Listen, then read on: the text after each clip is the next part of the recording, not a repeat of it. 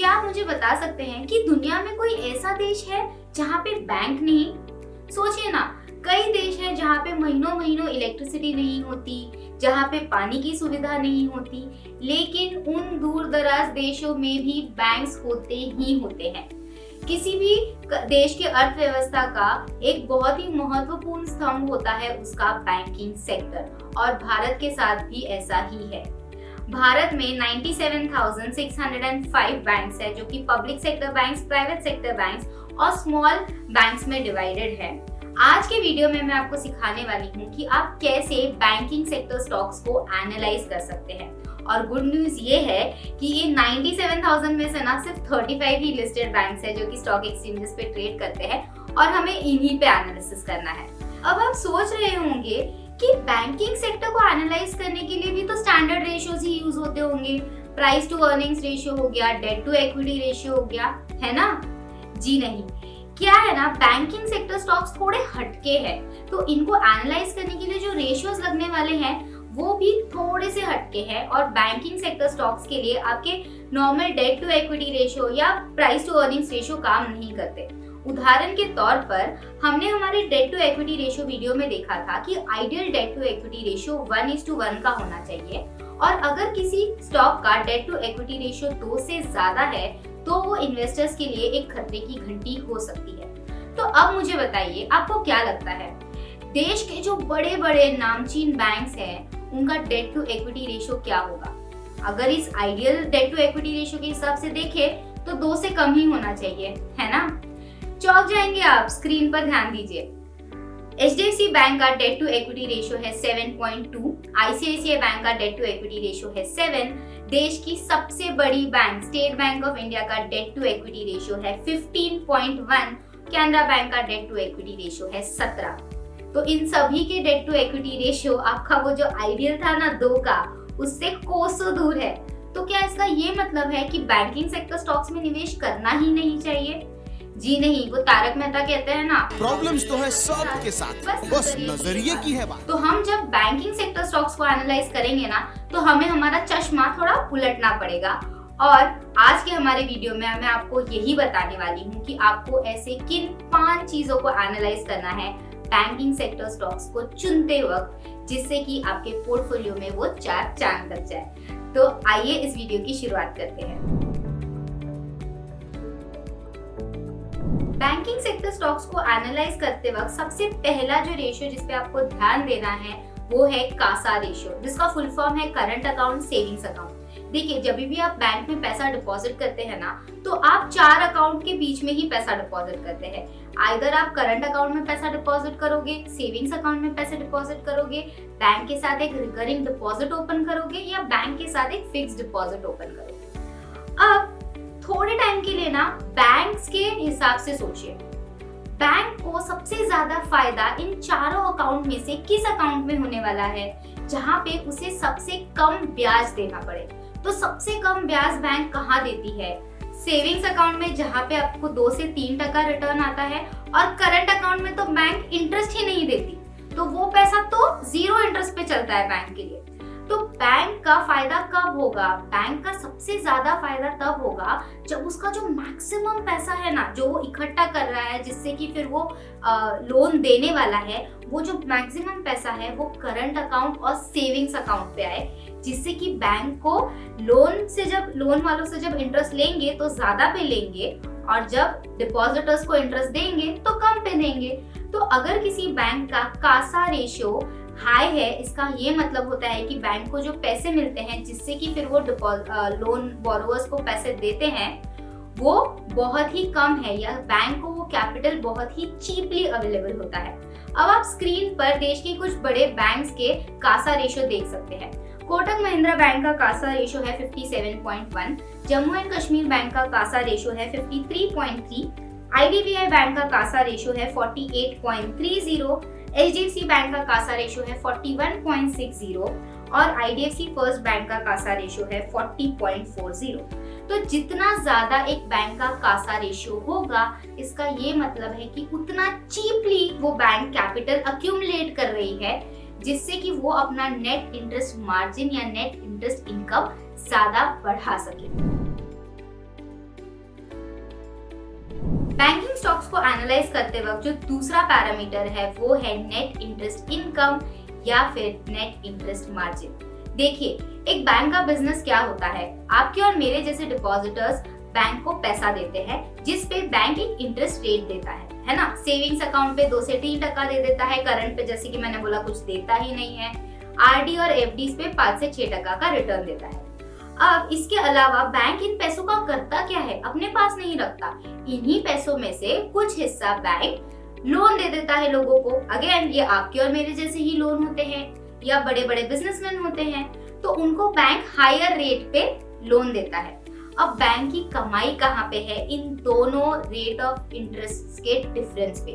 For example, अगर मैंने एक बैंक में फिक्स डिपॉजिट ओपन किया है और वो बैंक मुझे 5% रिटर्न देता है और किसी और ने उस बैंक से लोन लिया है और वो बैंक उससे 9% का इंटरेस्ट चार्ज करता है, तो इन दोनों का जो डिफरेंस है ना 9% माइनस 5% यानी कि 4%, ये उस बैंक की कमाई है। अब लॉजिक्स बहुत सिंपल है, जितना ज्यादा एक बैंक का नेट इंटरेस्ट इनकम होगा उतनी ही ज्यादा वो बैंक प्रॉफिटेबल होगी। अब यहाँ पे एक चीज गौर करने वाली है, जब कभी भी आप नेट इंटरेस्ट इनकम को स्टडी कर रहे हैं तो किसी भी एक ही साल का नेट इंटरेस्ट इनकम स्टडी नहीं कीजिएगा। आपको हमेशा 5 ईयर ट्रेंड एनालिसिस करना है और सही बैंक निवेश करने के लिए वही होगी जिसका net interest income consistently grow कर रहा है rather than डिक्लाइन कर रहा है। एग्जाम्पल के लिए HDFC बैंक का 2019-20 में नेट इंटरेस्ट इनकम 16.72% से ग्रो हुआ है, which is a good thing. तो जब भी आप बैंकिंग सेक्टर स्टॉक्स को एनालाइज कर रहे हो तो प्लीज नेट इंटरेस्ट इनकम और नेट इंटरेस्ट मार्जिन को कंसिडर कीजिए। अब देखिए, इन दोनों का ना रिलेशनशिप काफी स्पाइरल तरीके से घूमता है। फॉर एग्जाम्पल, अगर किसी इकोनॉमी में इंटरेस्ट रेट कम हो जाता है, तो सपोज कीजिए कि होम लोन पे इंटरेस्ट रेट 9% से घट के 8.5% हो गया, तो अब ज्यादा लोग वो होम लोन लेने जाएंगे क्योंकि इंटरेस्ट दर कम हो गए हैं।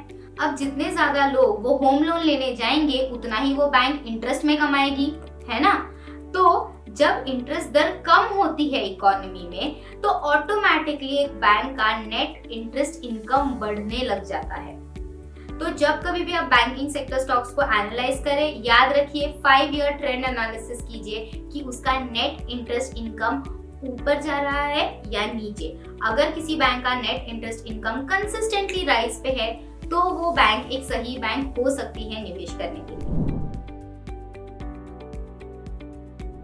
आइए अब बात करते हैं बैंकिंग स्टॉक्स को एनालाइज करने के लिए सबसे महत्वपूर्ण पैरामीटर की, जो कि है नॉन परफॉर्मिंग असेट्स या NPAs।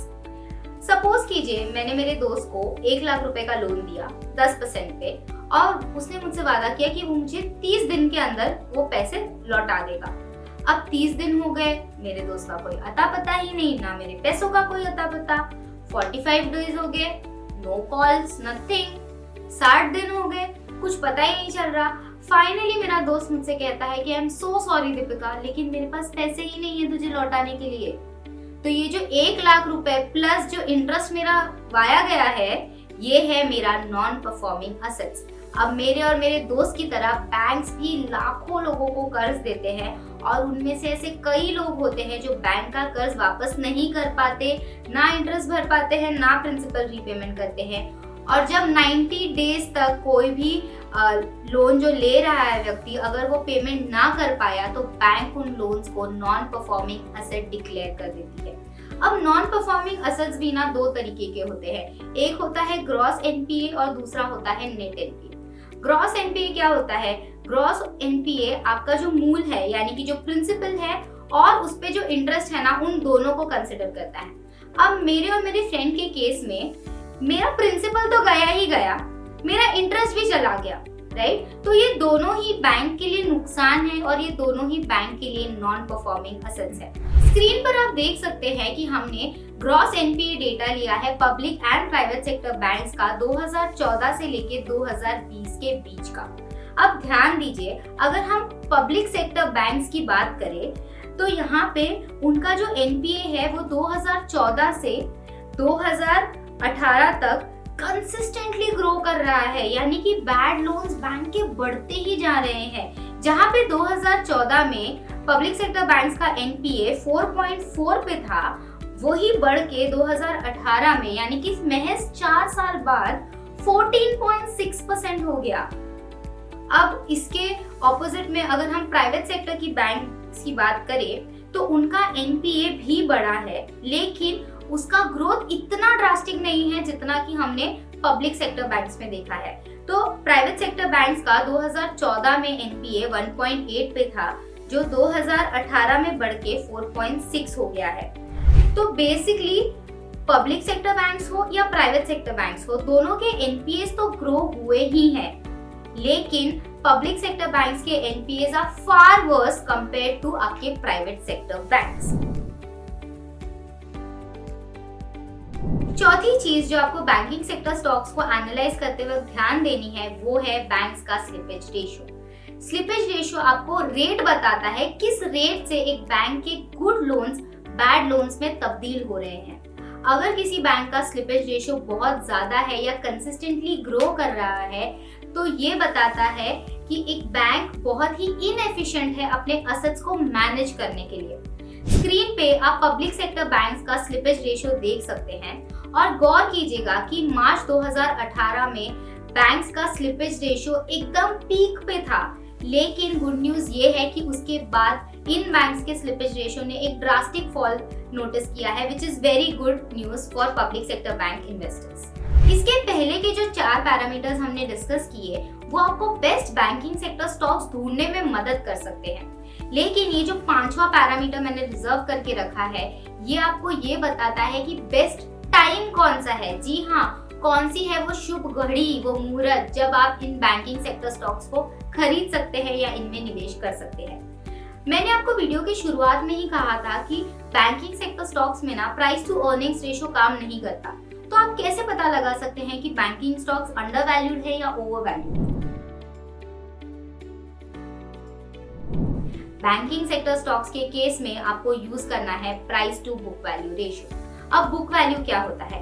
बुक वैल्यू कुछ नहीं, किसी भी कंपनी के टोटल असेट्स और टोटल लायबिलिटीज का डिफरेंस होता है। तो अगर एक कंपनी की टोटल असेट्स 100 करोड़ है और उनकी टोटल लायबिलिटीज 50 करोड़ है तो उस कंपनी का बुक वैल्यू हुआ 50 करोड़।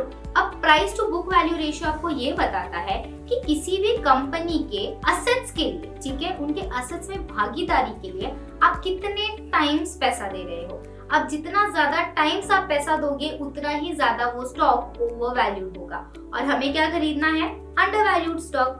तो बैंकिंग सेक्टर में भी आपको price to book value ratio पे खास ध्यान देना है। For example Kotak Mahindra bank का price to book value ratio है 5.32। इसका मतलब है कि कोटक महिंद्रा बैंक के जो असेट्स है ना उसको पाने के लिए हम और आपके जैसे निवेशक 5.32 टाइम्स पैसा दे रहे हैं। अब ये ज्यादा है कम है ये तो कब पता चलेगा? जब हम पब्लिक सेक्टर या प्राइवेट सेक्टर बैंक का सेक्टर एनालिसिस करेंगे या sector price to book value ratio निकालेंगे। स्क्रीन पर आप देख सकते हैं मैंने आपको 2 डेटा दिया है, एक है high price to book value वाले बैंकिंग सेक्टर स्टॉक्स और दूसरा है low price to book value banking sector stocks. अब हाई में कौन से हैं? आपका एयू स्मॉल फाइनेंस बैंक है जिसका price to book value ratio है 7.2, दूसरा है कोटक महिंद्रा बैंक जिसका price to book value ratio है 5.32 और लास्ट है एचडीएफसी बैंक जिसका price to book value ratio है 4.7। अब प्राइवेट सेक्टर बैंक्स का जो एवरेज जो उस सेक्टर का price to book value ratio है वो है 1.83। तो इसके मुकाबले अगर आप देखें तो ये तीनों बैंक्स है, एयू स्मॉल फाइनेंस हो गया, कोटक हो गया या एचडीएफसी हो गया, price to book value ratio के हिसाब से ये ओवर वैल्यू टेरिटरी में है। जबकि अगर हम lowest price to book value ratio banking stocks की बात करें तो आता है बैंक ऑफ इंडिया जिसका price to book value ratio है 0.56, सेंट्रल बैंक जिसका price to book value ratio है 0.53 और धनलक्ष्मी बैंक जिसका price to book value ratio है 0.46। और एवरेज अगर हम पब्लिक सेक्टर बैंक्स का price to book value ratio निकाले तो वो आता है 0.48। तो क्योंकि बैंक ऑफ इंडिया और सेंट्रल बैंक का price to book value ratio इस 0.48 के एवरेज से ज्यादा है इसीलिए ये स्टॉक्स ओवर वैल्यू है, और क्योंकि धनलक्ष्मी बैंक का price to book value ratio जो कि 0.46 है वो हमारे इस एवरेज से कम है इसीलिए हम ये बोल सकते हैं कि धनलक्ष्मी बैंक एक अंडर वैल्यूड स्टॉक है। तो जब कभी भी आप बैंकिंग स्टॉक्स को एनालाइज कर रहे हो तो पी रेशो पे ध्यान ना दीजिए, आप ध्यान दीजिए price to book value ratio पे। अगर उस बैंक का price to book value ratio low है कंपेयर टू उसका इंडस्ट्री, तो इट मींस कि वो बैंकिंग स्टॉक एक अंडर वैल्यूड स्टॉक है। और अगर उसका price to book value compare to उसका इंडस्ट्री, ठीक है, तो पब्लिक सेक्टर बैंक्स को पब्लिक सेक्टर बैंक से कंपेयर कीजिए, प्राइवेट सेक्टर बैंक्स को प्राइवेट सेक्टर बैंक से कंपेयर कीजिए, तो आपको पता चलेगा कि वो बैंकिंग स्टॉक सच्ची में ओवर वैल्यूड है या अंडर वैल्यूड। तो ये थे वो 5 पैरामीटर्स जो आपको जब भी आप बैंकिंग स्टॉक्स को एनालाइज कर रहे हैं तो आपको उन पे ध्यान देना है। सबसे पहले था कासा रेशो, दूसरा था नेट इंटरेस्ट इनकम और नेट इंटरेस्ट मार्जिन, तीसरा था नॉन परफॉर्मिंग असेट्स, चौथा था स्लिपेज रेशो और पांचवा फाइनल पैरामीटर था price to book value ratio. मैं आशा करती हूँ आपको ये वीडियो अच्छा लगा। अगर हाँ तो प्लीज इसे लाइक कीजिए, सब्सक्राइब कीजिए सैमको सिक्योरिटीज को और ऐसे मजेदार वीडियोस के लिए। और मैं आपको हमेशा कहती हूँ कि शेयर कीजिए, ज्ञान बांटने से ही बढ़ेगा, बांट नहीं रहे हो ज्ञान। तो प्लीज इस वीडियो को शेयर कीजिए, मुझे कमेंट करके जरूर बताइएगा कि आपको फ्यूचर में और कौन से वीडियोस देखना पसंद करेंगे।